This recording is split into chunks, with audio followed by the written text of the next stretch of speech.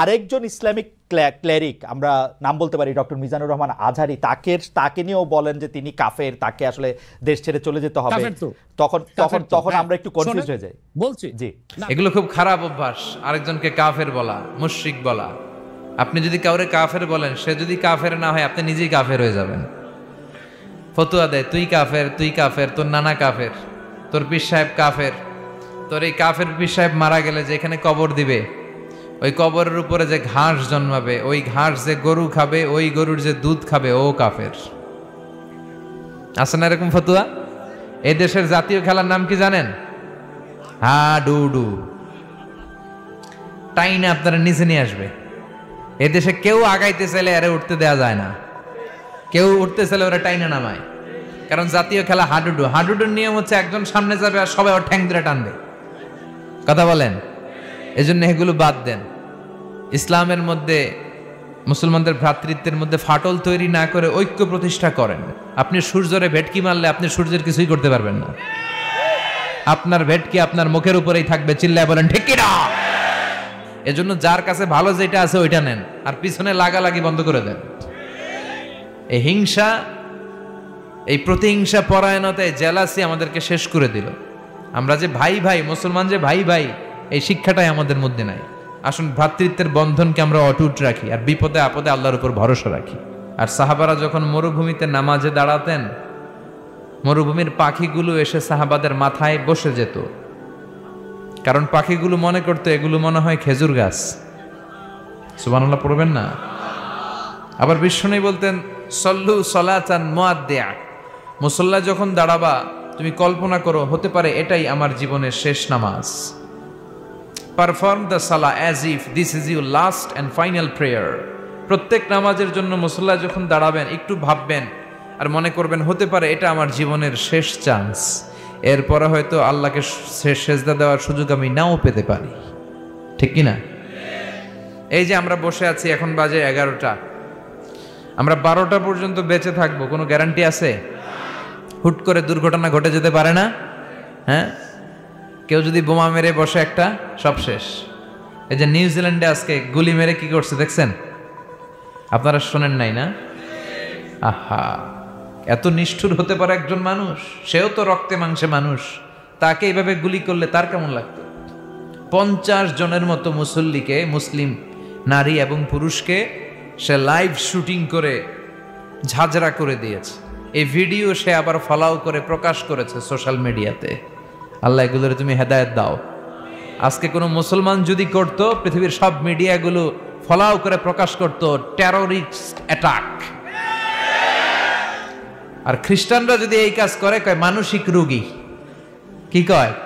কয় হেতে পাগল, হেতে কি? আর মুসলমানরা করলে টেররিস্ট অ্যাটাক, জঙ্গি। ঠিক কিনা? জঙ্গিদের কোনো ধর্ম নাই, সন্ত্রাসীদের কোনো ধর্ম নাই। সন্ত্রাস এটাই তার ধর্ম। কথা বলেন? ভিডিও গেমস খেললে যেভাবে মারে, ছোট বাচ্চারা যে ভিডিও গেমস খেলে সে এইভাবে আমাদের ভাই বোনদেরকে মেরেছে। যারা এখানে প্রাণ হারালো, আল্লাহ তুমি তাদেরকে শাহাদাতের সর্বোচ্চ মর্যাদা নসিব করো। দেখেন গোটা বিশ্বব্যাপী এখন কি বলে এই লোকের ব্যাপারে। আজকে মুসলমান করলে গোটা বিশ্ব কেঁপে যেত। মুসলমানদের রক্তের এখন কোনো দাম নাই। একটা কুকুরের দাম আছে কিন্তু মুসলমানের দাম নাই। চিল্লা এখন ঠিক কিনা? আমাদেরকে গোটা বিশ্বব্যাপী মারে, অত্যাচারের স্টিম রোলার, কিন্তু আমাদের পক্ষে কেউ যে একটা ধমকি দিবে এমন কোন নেতা আমাদের নয়। এক রিসেপ তাইয়েব এরদোগান, সে গোটা মুসলিম বিশ্বের জন্য চেষ্টা করে যাচ্ছে, কিন্তু ওর পিছনেও শত্রু আছে না নাই? ওর পিছনেও টিকটিকির অভাব নাই। কথা কন? আমাদের কোনো কম্বাইন্ড মিলিটারি নাই। 50টারও বেশি মুসলিম দেশ, আমাদের একটা যৌথ সেনাবাহিনীর দরকার ছিল কি ছিল না? আমাদের যদি যৌথ একটা মিলিটারি থাকতো, পৃথিবীর কোথাও মুসলমানরা আক্রান্ত হলে, কেউ এসে আক্রমণ করলে আমাদের মিলিটারি সেখানে যে প্রতিরোধ গড়ে তুলতো। চিল্লা এখন ঠিক কিনা? লিডারশিপ নাই, সেন্ট্রাল লিডারশিপ নাই, আমাদের কেন্দ্রীয় কোনো মিলিটারি নাই। গোটা বিশ্বব্যাপী আমরা মার খাই। উই আর ওয়েটিং ফর আল ইমাম আল মাহাদি। ইমাম মাহাদি আসার আগ পর্যন্ত কেউ আমাদেরকে একত্রিত করতে পারবে না।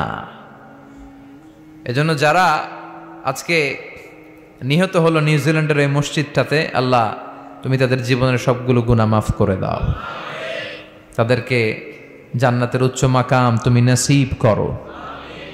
সম্মানিত ভাইয়েরা, বলছিলাম কোরআন এমন একটা কিতাব যে কিতাব অন্ধকার থেকে মানুষকে আলোর দিকে নেয়, ঠিক কিনা? আলোর দিকে নেয়। আর বক্তব্য হওয়া উচিত খাটো, সালাত হওয়া উচিত লম্বা। সাহাবারা যখন সালাত পড়তেন পাখি এসে মাথায় বসতো, আর পাখি কি মনে করত? এটা খেজুর গাছ। সাইয়েদনা আলী রাদিয়াল্লাহু তাআলা আনহুর পায়ের ভেতরে তীর ঢুকেছে, যুদ্ধে জখম হয়েছে, উনি তীর বের করতে পারে না। তীর ধরে টান দিলে উনি চিৎকার মারে। বিশ্বনবী বললেন, আকিমিস সালাহ আরিহনা বিসসালাহ ইয়া বেলাল, বেলাল ইকামত দাও। আরেক সাহাবীকে বললেন, তুমি লুকিয়ে আমরা যখন নামাজ পড়ব তুমি আমার মেয়ের জামাই আলীর পা থেকে টেনে তীর বের করবে। বিষ্ণুবী যা বললেন সে তাই করলো। নামাজ চলা অবস্থায় সাইয়েদনা আলীর পায়ের কাছে যে টেনে তীর বের করেছে, ফিনকি দিয়ে রক্ত বেরিয়েছে, কিন্তু সাইয়েদনা আলী টের পায় না।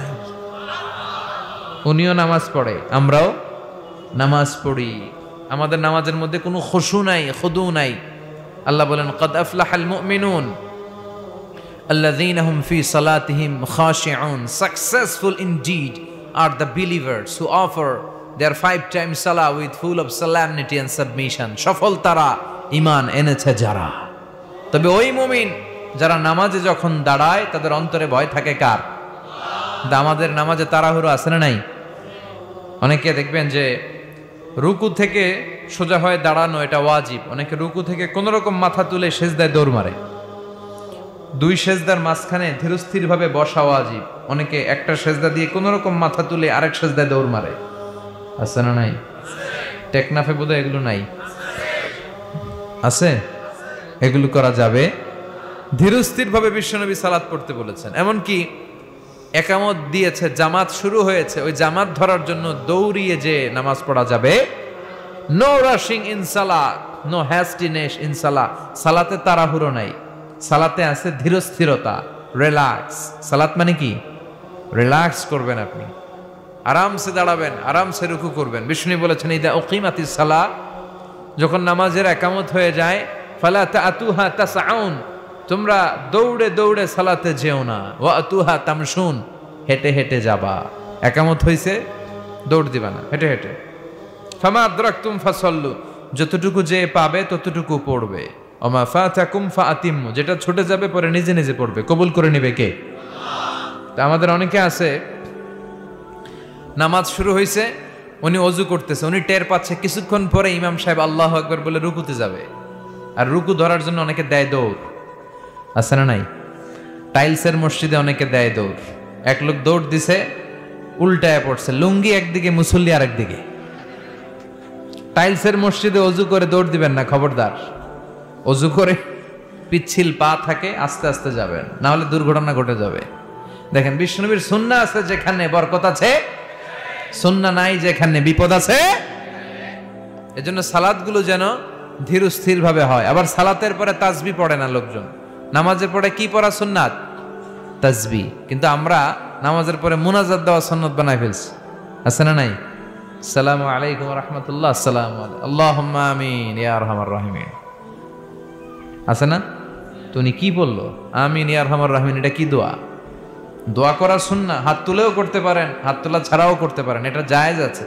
কিন্তু সালাম ফিরানোর পরে বিশ্বনবী দোয়া করতেন না তাসবিহ পড়তেন? তাসবিহ পড়ে না, এই তাসবিহগুলো পড়ে না, সুন্নাত পড়ে দৌড়। বিশ্বনবী লম্বা সময় বসে বসে তাসবিহ পড়তেন।